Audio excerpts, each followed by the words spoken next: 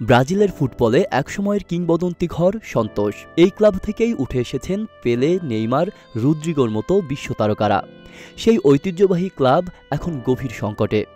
একবার অবনমিত হয়ে ফিরে এলেও ঘুরে দাঁড়াতে পারেনি সন্তোষ। তবে চলতি বছরের জানুয়ারিতে নেইমার ফেরায় সমর্থকদের মনে নতুন করে আশার আলো জ্বলে ওঠে।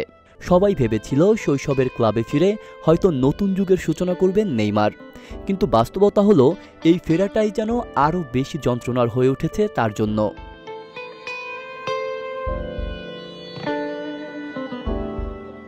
গতকাল রাতে ব্রাজিলিয়ান সিরিয়াতে সন্তোষ মুখোমুখি হয়েছিল রেলিগেশন জোনের ক্লাব ভাস্কো দা গামার। কেউ কল্পনাও করেনি এমন একতরফা ম্যাচ দেখবে ফুটবল প্রেমীরা। নেইমারদের দল সন্তোষ হেরেছে ৬-০ গোলে। জাতীয় দলের সাবেক সতীর্থ কৌতিনহো এই ম্যাচে জোড়া গোল করে নেইমারকে চোখ রাঙিয়ে দিয়েছেন। নেইমার নিজেও খারাপ খেলেননি, কিন্তু দলের এই লজ্জাজনক পারফরম্যান্স রুখতে পারেননি।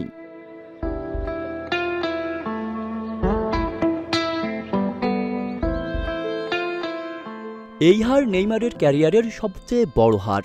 জাতীয় দল বা ক্লাব কোথাও এত বড় ব্যবধানে হারেননি তিনি। ২০১৪ সালের সেই দুঃস্বপ্নের ৭-১ হারে নেইমার ছিলেন না ইনজুরির কারণে, কিন্তু এবার তিনি মাঠেই ছিলেন, আর দল ডুবেছে তার চোখের সামনেই। স্বাভাবিকভাবেই ম্যাচ শেষে ছিলেন হতাশ, লজ্জিত আর ক্ষুব্ধ।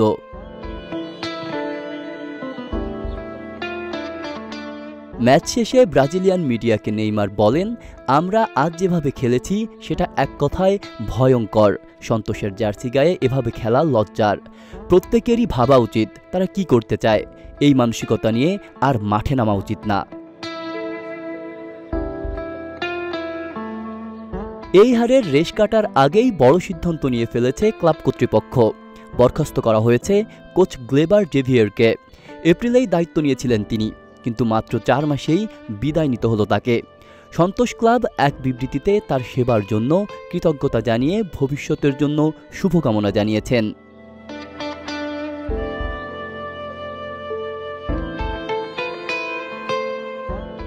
এখন সন্তোষের সামনে আরও কঠিন সময়। ২৪ আগস্ট তাদের মুখোমুখি হতে হবে পয়েন্ট টেবিলের ৪র্থ স্থানে থাকা বাহিয়ার সঙ্গে।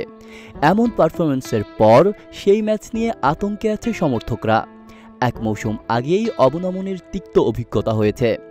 আরেকবার যদি তা হয়, তাহলে সেটা হয়তো ক্লাবটির ইতিহাসে সবচেয়ে অন্ধকার অধ্যায় হয়ে থাকবে।